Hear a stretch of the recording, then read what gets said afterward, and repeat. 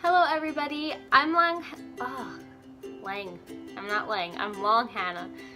I'm having trouble with oh gosh, I'm restarting this.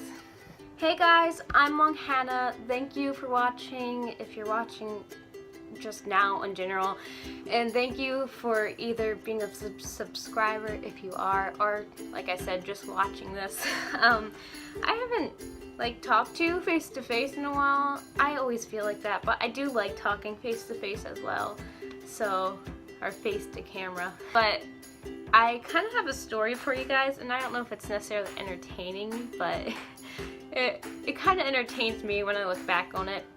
It's a story that happened yesterday, which would be the 21st of November, because I was in painting class and we were making borders for our paintings, specifically our watercolor ones. And the board, it was like cardboard, probably a bit, not like, it was harder, but not as thick as cardboard, if you know what I mean. I don't even know. It was just hard to cut through, and we were using exacto knives to cut through them, and I just couldn't cut through them, and I was almost done, which makes me mad because I was so close to being done as well. But I just started getting mad, and I'm like, you know what, I'm going to just hold down the ruler really hard, and I'm going to just go press as hard as I can into this board, and I cut myself. Sorry if this is triggering for anyone, but I'm gonna be talking more about it, and I will show you what it looks like now, and this is trigger warning, and I will put that in the title, and I will let you know when I'm about to show you my cut. I was like, oh gosh, I cut myself again with an exacto knife, because I'm very clumsy and I can easily cut myself, but I didn't realize how bad it was. I was like, oh, that's not as bad as before. Never cut myself this bad. But then after that, I was just running on adrenaline or something, and I was like, okay, I cut myself. I need to do something with this before I start bleeding on the whole table. And so I just basically cut my finger, and I was like, I cut myself. It's bad. And then I walked out of the room to go to the other room, which is right next to the room we were in, to go to the sink. So one of my friends in school next to me, she realized that I cut myself. She's like, are you okay? Everyone else was still painting, or not painting, they were still cutting out boards for their paintings, and they didn't know what was going on. So I went to the other room, she followed me, and she's like, you want to run that underwater because it's metal. I didn't understand that comment. Like, I get tetanus shots and stuff, but I guess if you cut yourself with metal, run it underwater. So I ran it underwater, and it was bleeding a lot, but at the same time, you couldn't really see it bleed a lot because I had it underwater and the water was washing away the blood as it was bleeding coming out, so it was hard to see blood gushing everywhere. And also the skin that I cut was not completely off, and so I cut basically the side tip of my finger, and it's not completely off, and it wasn't completely off, so that kind of helped the blood to clot and stop bleeding. The main worry that I was worrying about was that I was going to keep bleeding and not stop bleeding, because that was everyone else's worry as well. And it stopped bleeding, but it was scary. And that piece of skin, that chunk, sorry, is still there, and it's not gonna make it. I'm sorry buddy, you're not gonna make it. Another person comes in, he's actually in my class. He came in. It was good that he came in because he is a Boy Scout and he can help with these sort of situations and knows what to do. So he said, just keep your finger up like this and under the water, keep your head up. And then the teacher realized it, and she came in and she went to go get band-aids after that. And about halfway through the time she was gone, I started panicking because I was like, gosh, is this really bad? I started getting dizzy. I don't know if it was because I was looking at it and panicking, or if it was because I was just looking at it, or if I was just panicking, but I was panicking and I had trouble breathing. I was getting dizzy and I just couldn't really keep my head up. Fidgety at the same time, antsy, like I needed to move or something because I need to shake this feeling off, but I couldn't get rid of this feeling, and I kept putting my head down, putting it up.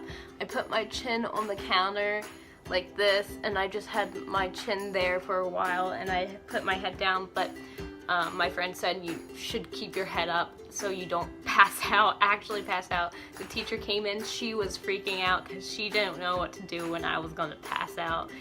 And so they just led me through breathing. They're like, just breathe in through your nose and breathe out through your mouth. And I was doing it opposite, apparently. And she's like, you're doing it wrong, Hannah. And I'm like, I can't focus on, I can't breathe right. I just can't. I breathe the opposite way. And she's like, that's the point. You're supposed to distract yourself from this. And I'm like, I don't need distraction from this. I need distraction from my panic, and now I'm panicking even more because I can't breathe correctly. But I eventually started breathing, coming to, I seriously thought I was going to pass out. I was so scared, and I panicked even more because I did not want to pass out at school, and I had something later that day, so I was going to stay at school and not go home. I was worrying that I was going to have to go home and cancel my plans, and I was going to pass out and not wake up or something, because I never passed out before or had that kind of experience. And I didn't feel the pain. There was like a little sting, but I didn't feel the pain. I was just very worried. And so when I started finally not necessarily coming to, but feeling okay, feeling like I'm not gonna pass out, I still had my chin there. I was worried about keeping it under the faucet, but it was hard because I was panicking and I couldn't keep it still. But I just had my head there, on my chin on the thing. I made my friend take my glasses in the middle of my freak out session. I'm like, take my glasses. I can't breathe, take my glasses. So she took my glasses, and I was just sitting there, and the teacher's like, do you want any food? And because they said I looked really pale, and I probably did because I felt really sick and like I was gonna pass out. And I went back to the other room.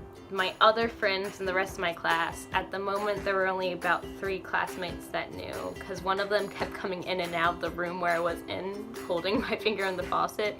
He didn't know necessarily what was going on, but he knew something bad was going on. And so he kind of knew, but we went back to the other room. Everyone looked at my bandage. They're like, what happened, Hannah? And I'm like, I just cut myself really bad, but I'm good now, I swear, as my face is completely white. But good for me, the teacher actually brought in banana bread for us since it was the last day of school before break. And she went to give us a little thing for the final trimester. So she got us banana bread and was like, well, if you have banana bread, I'm gonna eat it, because I am feeling sick. So I got some banana bread. She gave me like a big chunk, and I had it in my hand like this. And I'm just walking through the hallway like this, eating my banana bread like this, walking up to the office. It was an experience. Afterwards, I was still worried about it. I didn't know how bad it was. I didn't think it was that bad, but I don't know necessarily. I went to the office, and they said that you don't need stitches. The part you cut off probably is just gonna die off and then heal over with good tissue. And my anatomy teacher came in and she's like, don't worry, it's just gonna die off and regrow. And I was like, okay, that sounds great. So everything's good. I didn't feel it necessarily afterwards. It was throbbing a bit. It stings every now and then for random reasons, whether I'm putting pressure on it or whether cold air hits it or something. So I tried recording the other way, but I think it'll be best to record this way because you can see it and focus in on it more.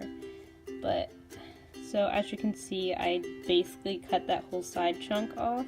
And it's only hanging on a little bit, but it's like stuck there because I haven't lifted that piece of skin off or chunk off at all, and I have Neosporin on it the whole time, so it's kind of just sticking to the spot like a puzzle piece would stick in a puzzle. That's how it's sticking there. It's white kinda and purplish, but I almost passed out over this little chunk that I cut off. If you think about it, it's pretty sad because people go through many more worse kind of scenarios and don't pass out at all. But I did not cry. I'm very proud of that I didn't cry.